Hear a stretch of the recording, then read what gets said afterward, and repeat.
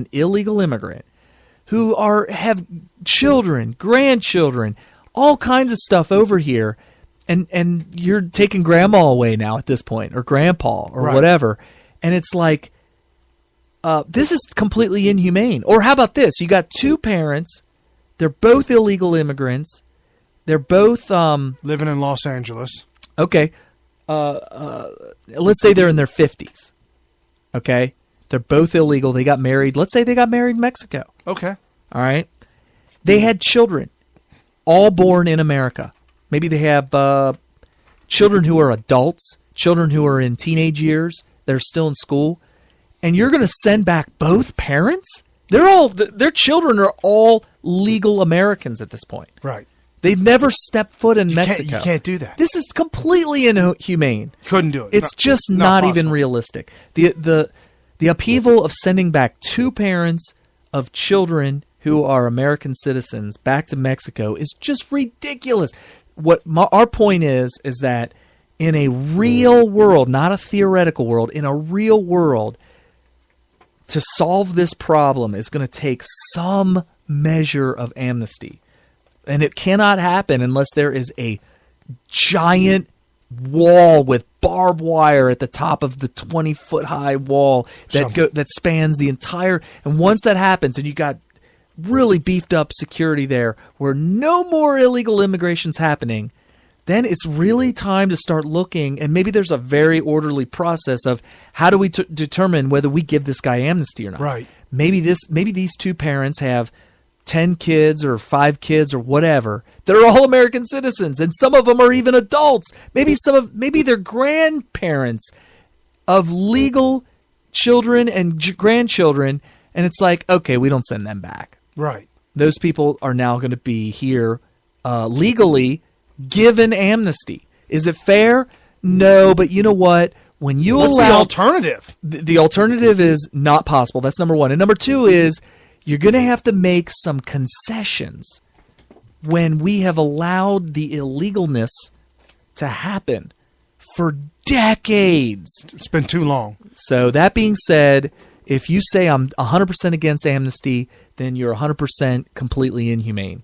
Or just crazy. And you're not realistic. Crazy. You haven't thought it through. You haven't done the thought experiment. Do the thought experiment, and then you'll realize, oh, I am for amnesty. You'll realize it. You will realize that there is some measure of amnesty that you are, in fact, for. Because you're going to tear families apart if you do it down the board. Yeah, no, it'd be bad. Or how about this? What if you really say, bad. What if you make a new law saying, all right, we're going to grandfather all children who were born in America to 2 illegal immigrants. They're now no longer American citizens. Let's just say that. So they get sent back with their parents. That way we're not tearing apart the family. We're not tearing apart the family. Here's the problem. How do you going to relocate? Kid might not even know any Spanish at all. Right. And you're going to send him back with his parents. Not only that, but I'm going to tell you something else too. People in Mexico who don't jump the border look at kids born here in America that claim to be Mexican. They don't recognize them as Mexican. Yeah, and there could be some violence with regards. Oh no, there definitely is. Yeah. Bullying. You think you're Mexican, ese? You know Mexican, ese? You American. You smell like American. Oh man. Wow, I could still smell the sulfur. Oh, the devil was here. Oh, so anyway.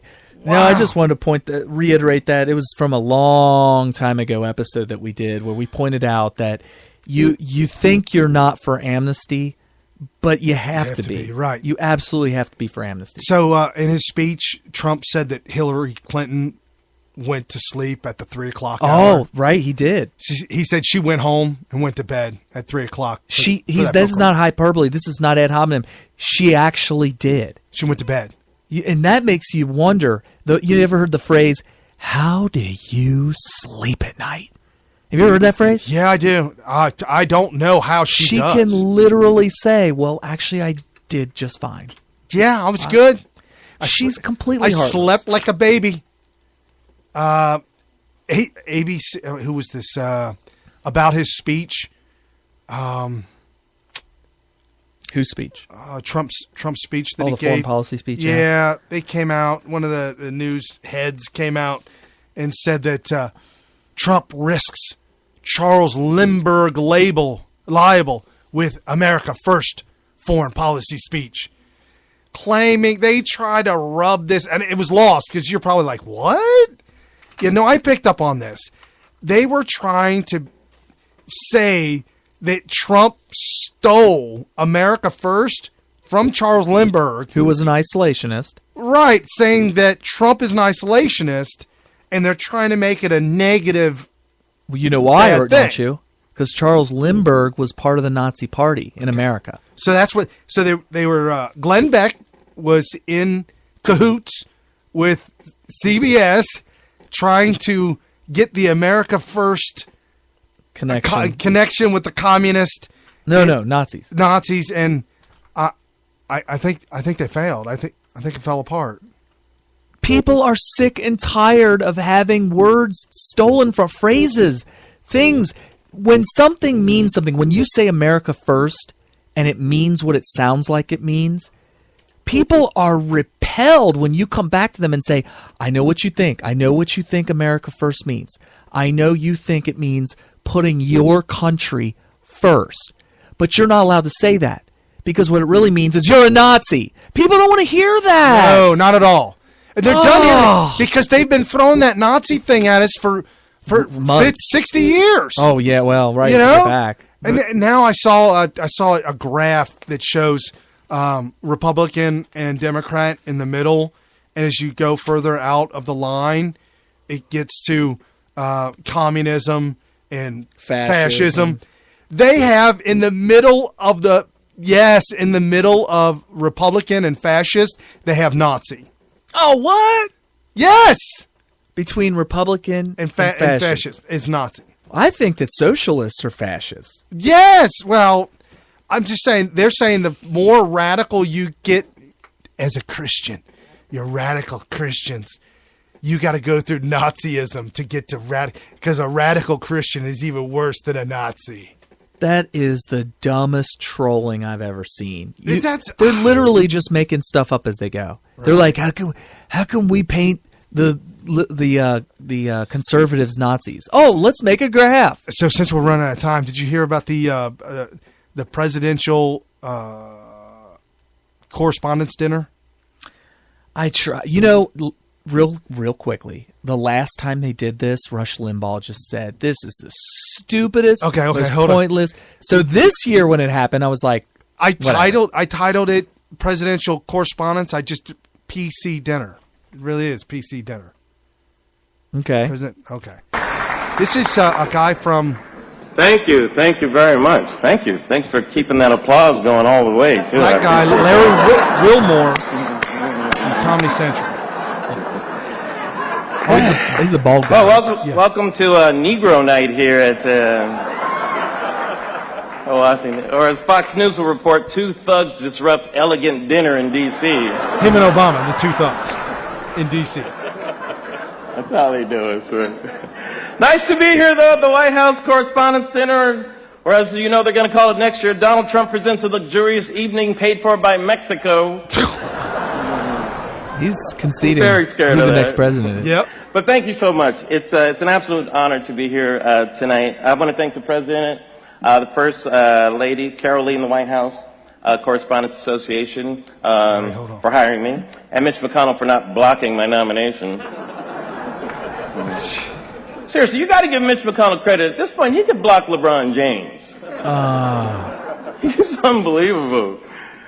But to say a little bit about me, so I am a black man who faced a white man who pretended to be a TV newscaster.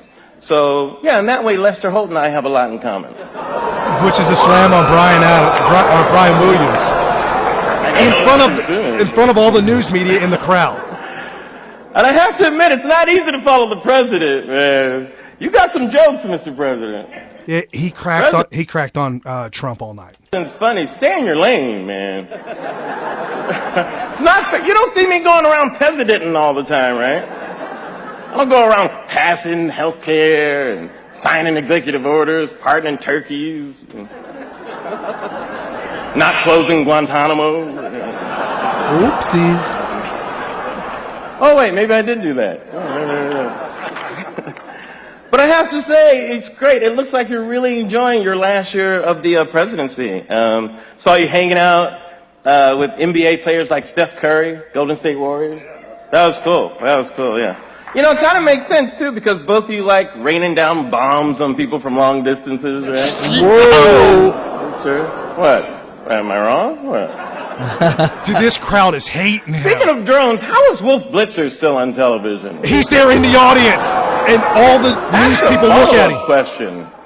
Good. Hey, Wolf, I'm ready to project tonight's winner. Anyone that isn't watching the Situation Room.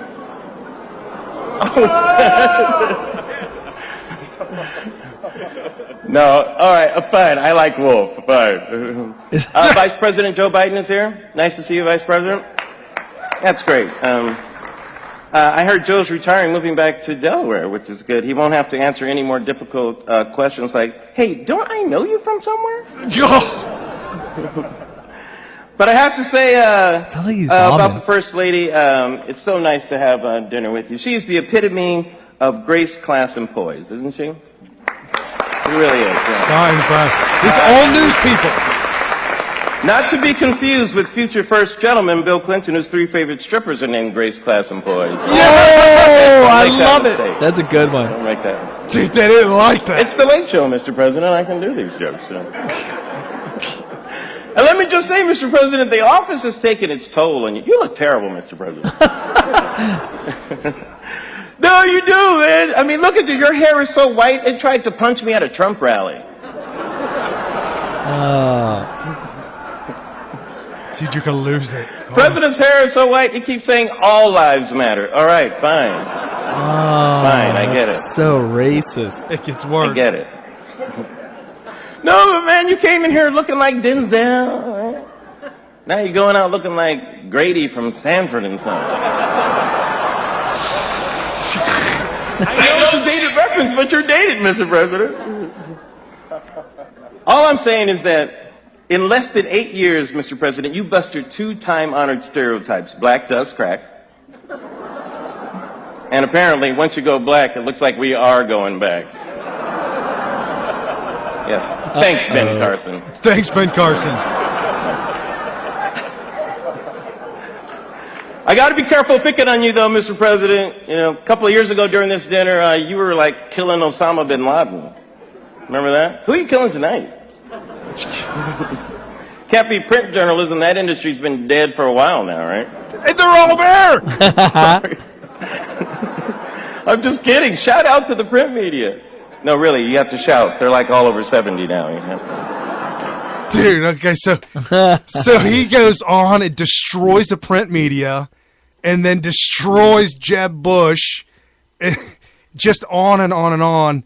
And these hot, young, 20-something-year-old girls who are in the media, and these all geeky boys are in the media, they've been raised that you never, ever say any of this stuff. Okay. And while he's saying this, they're looking at each other and their faces are literally shock.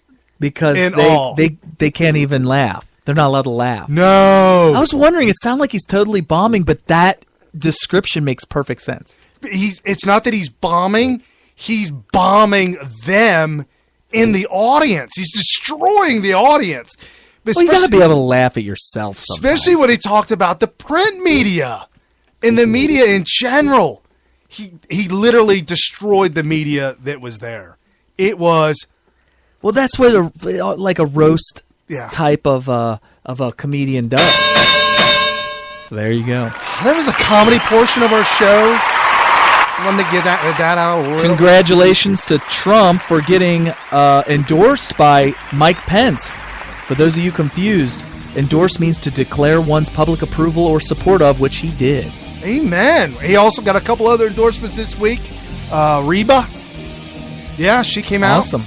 And a couple other folks. Watch out. Stay tuned to smithradio.com. Follow us everywhere. Peace out. with unfathomable power. What kind of power? Unfathomable. It's without fathom.